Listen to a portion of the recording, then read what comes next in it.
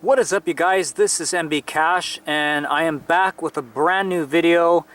I apologize, it has been a while and just things happen, you get busy, but this is a new video and I'm very excited, you guys, because as you can see I am back at beautiful Wiest Lake and it's a wonderful day out, and this location can only mean one thing. It's a brand new custom Jason mask that I have made. And let me show it to you guys. Here it is.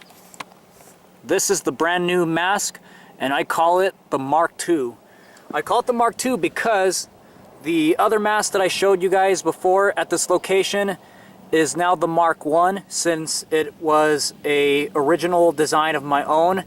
So with this one, I wanted to do the same, but just with different looks, with a different style. So this is the Mark II, and very happy to show it to you guys because this is probably my new favorite mask that I have created. Now, as I'm filming this video, it is January 31st, so this video will either go up later today or the next day which will be February 1st. As I'm filming this, next week on February 9th and the 10th, it will be the second Imperial Valley Comic Con in my home area, and there I am planning on cosplaying as Jason Voorhees, and this will be the mask I will be wearing. And that was primarily the reason why I created this thing, because I wanted a new mask to wear with my cosplay. So, let's go ahead and get right to it, shall we? So, this is the Mark II, and this was created by a blank from JDF Studios, much like the Mark I, although this time this is made from the Mortal Kombat X or MKX blank. So it's very cool because I've always wanted to work with the MKX mask. It is one of my personal favorite designs. It was a little different and I like it a lot, so glad I went with this one. It was really tough because it was down to either another another remake blank just like the Mark I, or more of a classic look, and then there was the MKX mask. It was down to those three, and ultimately I decided to go with the MKX blank just because of how much I've always wanted to work with that one. So I really enjoyed the work that I did with this mask. It is, in my opinion, it's very well done. Even though this mask is made from an MKX blank, it's not exactly the MKX style. It's more of a hybrid of the MKX mask, the 2009 remake mask, and the mask from the fan film Never Hike Alone, which is really good. I really recommend checking that out if you haven't seen it. It's so good. So, with this mask, what I decided to do was, well, for one, let me explain something to you guys. This was made by JDF Studios, like I said before, and it was done in a black ABS plastic. Now, interesting thing is, before I got this mask, the MKX masks were only available in a white ABS plastic. I sent a message out to Jeffrey over at JDF Studios on Facebook, and I asked him if I could get this blank but in a black ABS plastic, as it was going to be necessary for what I was going to be doing. And sure enough, he obliged. And the cool thing is, after I made that message and made my order, he now offers this blank in a black ABS plastic as well as clear PETG plastic. So now it's not just the white ABS plastic. And the reason why I wanted a black ABS plastic is because, as you can see, it's got all these really large scratches, just like in Never Hike Alone.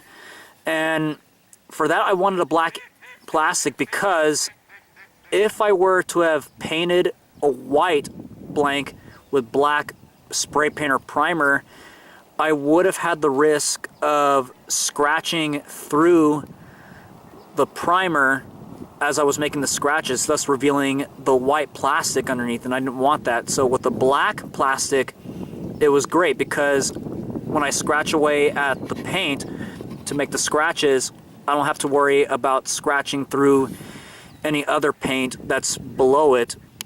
The black plastic is where I wanted it to stop.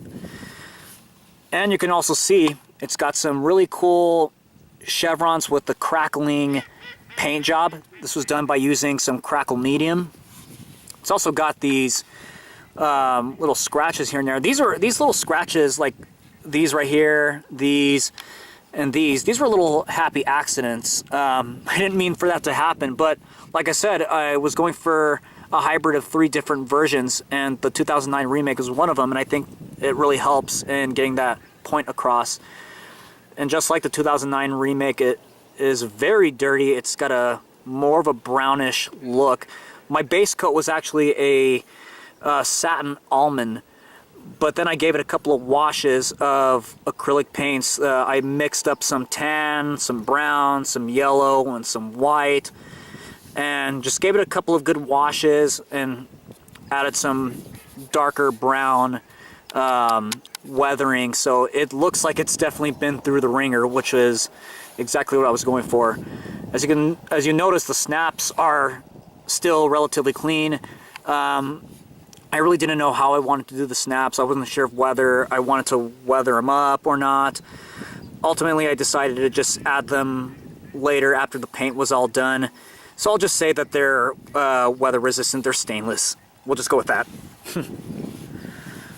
So I really like the way this one turned out.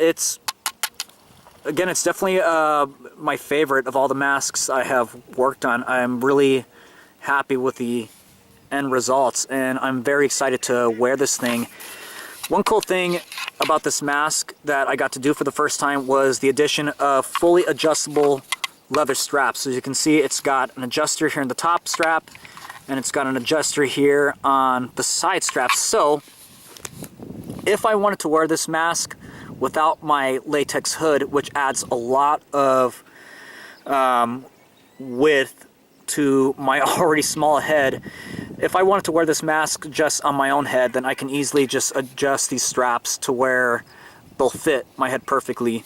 Right now they're currently adjusted to the size of my hood, so that way it's already good to go. There's my signature right there, NB Cash, because just like with all my masks, I have to have a signature.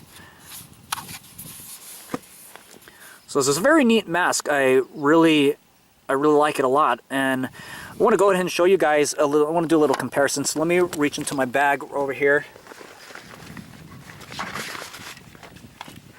We're going to go ahead and show you guys the Mark 1 and put it next to the Mark II. So we got the Mark 1 and the Mark II side by side, and you know, initially I didn't know which one I liked better, but I think you know, after a lot of months, or I'm sorry, not a lot of months, it's only been, I only completed this thing in January of this month, earlier, so after weeks, after a couple of weeks of just, you know, comparing and looking at the 2 masks side by side, I think it's safe to say that I like this one better. One thing I really like is the thickness. This one is a lot thicker. This is a thicker ABS plastic. This is also ABS plastic, but this is a thinner one, so you can see it's more flexible. There's a lot more give to this mask, whereas this one, it's very sturdy. There's really not a whole lot of give to it, which is cool because I think it makes it a little bit more authentic, since it is a hockey mask, and hockey masks are generally, real hockey masks that is, are generally made from thicker materials such as fiberglass or just a really, really high impact thick plastic.